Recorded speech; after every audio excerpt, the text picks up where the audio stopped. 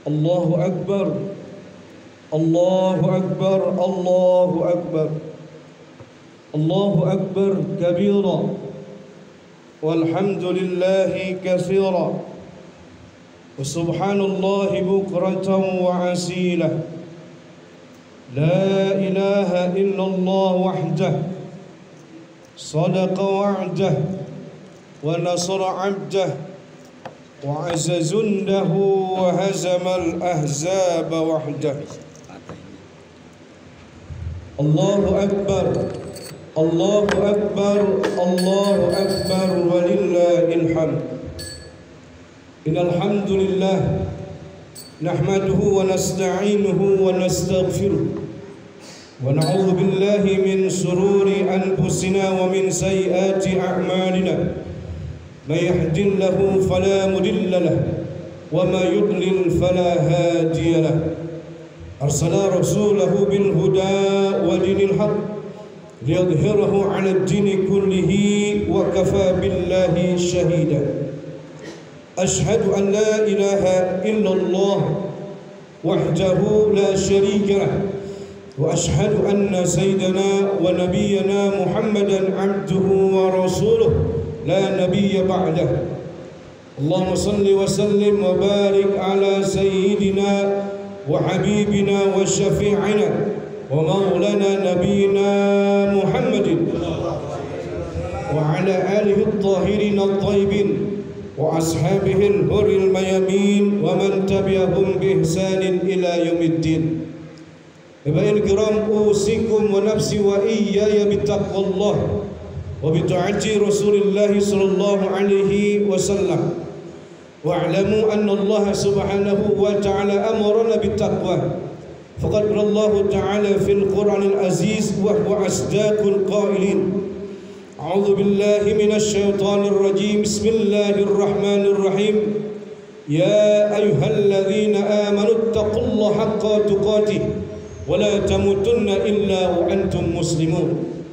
Wa qala Allah ta'ala fi ayatil ukhra. Yawma idzi yasdurun nasu ashtatan liyuraw a'malahum. Faqad qala nabiyyukum Muhammad sallallahu alaihi wasallam, alaika bittaqwallah fa innaha jimaa'ul khair. Sadaqallah wa sadaqan nabi sallallahu alaihi wasallam. Allahu akbar, Allahu akbar, Allahu akbar, Allahu akbar, walillahil hamd. Segala puji syukur kita panjatkan untuk Allah Subhanahu wa taala. Di pagi hari ini yang penuh keberkahan ini, di hari yang penuh kemuliaan ini, kita sama-sama duduk bersimpu membesarkan nama Allah, mengagungkan asma Allah. Tidak lain adalah untuk meminta keridhaan Allah Subhanahu wa taala. Semoga kita kumpulnya untuk melaksanakan salat sunnah Idul Fitri ini adalah yang dianjurkan, yang disunahkan oleh Nabi kita Muhammad sallallahu alaihi wasallam, sehingga kita mendapatkan syafaatnya nanti di padang mahsyar, yaitu syafaatul uzma dari Nabi kita Muhammad sallallahu alaihi wasallam. Saudara salam, mari sama-sama kita hamburkan, kita bingkiskan sekaligus kita parselkan untuk Nabi kita tercinta, yakni Nabi besar Muhammad sallallahu alaihi wasallam. Maka saya selalu khatib berwasiat, khususnya untuk diri saya, ummul segenap yang hadir untuk melaksanakan salat sunnah Idul Fitri ini. Mari sama-sama kita tingkatkan kualitas amal dan takwa kita kepada Allah Subhanahu wa taala. Jemaah sekalian yang dimuliakan oleh Allah Subhanahu wa taala, 1 bulan penuh kita melaksanakan daripada melaksanakan ibadah puasa. Kemudian tujuan kita melaksanakan ibadah puasa tidak lain adalah untuk kita dijadikan oleh Allah sebagai makhluk yang bertakwa kepadanya. Sebagaimana firman Allah di dalam surah Al-Quran yang ujungnya la'allakum tattaqun. Orang yang beriman dan bertakwa kepada Allah, mengharapkan daripada pahala dan keridhaannya, pastilah Allah jadikan kita menjadi orang yang bertakwa kepadanya. Lalu timbul pertanyaan kita, Kenapa Allah perintahkan kita untuk bertakwa? Kenapa kita diperintahkan oleh Allah untuk melaksanakan ibadah puasa? Tujuan tidak lain adalah sebagai makhluk Allah yang bertakwa kepadanya. Sebagaimana dalam firman Allah, "Wa ma khalaqtul jinna wal insan illa liya'budun." Kata Allah, sungguh tidak aku ciptakan dari golongan jin dan manusia kecuali hanya untuk beribadah kepadaku, kata Allah Subhanahu wa taala. Jemaah sekalian yang dimuliakan oleh Allah Subhanahu wa taala. Kemudian kita bertakwa kepada Allah. Di dalam Al-Quran ada kurang lebih 70 ayat yang menjelaskan kalimat takwa. Sebab kita nanti tak kala Allah cabut ruh kita, nyawa kita yang suci ini diangkat oleh Allah, kemudian jasad kita yang penuh najis ini dimasukkan ke dalam liang kubur, yang ditanya pada saat itu bukan karena keturunan kita. Kalau seumpamanya keturunan dijemanikan dimasukkan kita ke dalam surga Allah Subhanahu wa taala, sudah barang tentu putra Nabi Nuh alaihissalam. Nabi Nuh alaihissalam adalah Nabi ulul azmi. Ribuan tahun ia berdakwah. Sedikit orang yang mau mengikuti daripada petunjuk Nabi Nuh alaihissalam. Bahkan keluarganya, ada satu anaknya yang tercinta yang bernama Kan'an. Ia ingkar kepada Allah, tidak mengikuti perintah daripada ayahnya Nabi Nuh alaihissalam. Akhirnya Kan'an tersebut dihantam oleh gelombang banjir yang sangat luar biasa. Padahal ayahnya adalah Nabi yang dijaminkan oleh Allah Subhanahu wa taala dimasukkan ke dalam surganya. Ternyata Kan'an putra Nabi Nuh durhaka kepada Allah Subhanahu wa taala. Nabi Nuh alaihissalam minta kepada Allah, "Ya Rabb, hadza ibni." Wahai Tuhanku, itu adalah anakku, putraku yang bernama Kan'an. Lalu Allah Subhanahu wa taala mengatakan, "Ya Nuh, laisa min ahlik." Wahai Nuh, orang yang durhaka itu, orang yang tidak mau mengikuti petunjukmu dan perintah aku, kata Allah, bukan golonganku, kata Allah Subhanahu wa taala. Akhirnya Kan'an tersebut yang durhaka kepada Allah dimasukkan ke neraka Jahannam, na'udzubillahi min dzalik. Hadiskan rahimakumullah. Artinya pertama yang dimasukkan ke dalam alam barzakh adalah bukan karena keturunan kita. Kemudian ditanya kepada Allah nanti di dalam barzakh, setelah keturunan kita tidak dijaminkan dimasukkan kita dalam surga Allah Subhanahu wa taala. Yang ditanya pada saat itu bukan karena harta kita. Harta kita yang kita miliki, kita banting tulang selama kita hidup, kemudian kita kumpulkan selama kita hidup, harta kita banyak dan melimpah ruah. Akan tetapi hadiskan rahimakumullah, harta yang kita miliki kita tidak infakkan ke dalam jalan Allah Subhanahu wa taala, kita tidak zakatkan untuk Allah Subhanahu wa taala, sudah barang tentu orang yang seperti ini, orang kaya yang seperti ini, yang hartanya bertumpuk-tumpuk, tidak dimasukkan di dalam surga Allah Subhanahu wa taala.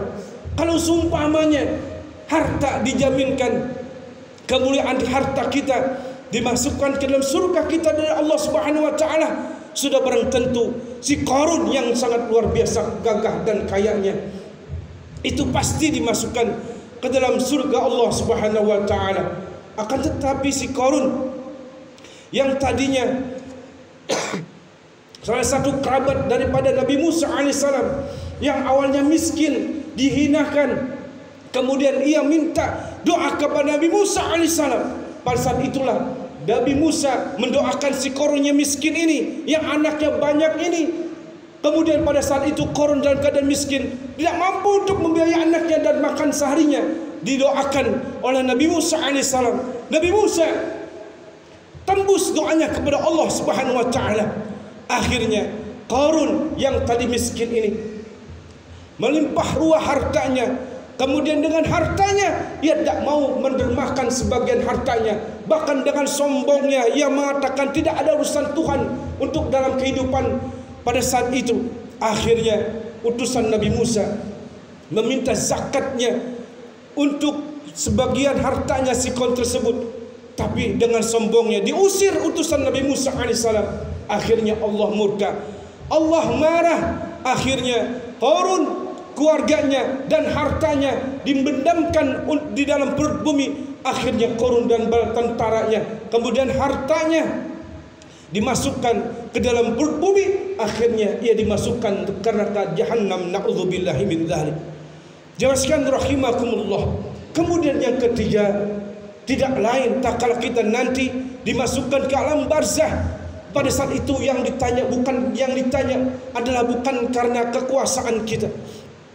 Kekuasaan kita yang kita miliki di waktu hidup, kemudian kita gunakan untuk apa? Apakah untuk membagikan kekuasaan kita untuk masyarakat, ataukah kita zalim kepada masyarakat? Akhirnya orang yang seperti ini, keturunan, kemudian harta, kemudian kekuasaannya yang tidak disembahkan untuk Allah Subhanahu wa taala, itu semuanya dimasukkan ke neraka Jahannam. Na'udzubillahi min dzalik. Allahu akbar, Allahu akbar walillahil hamd.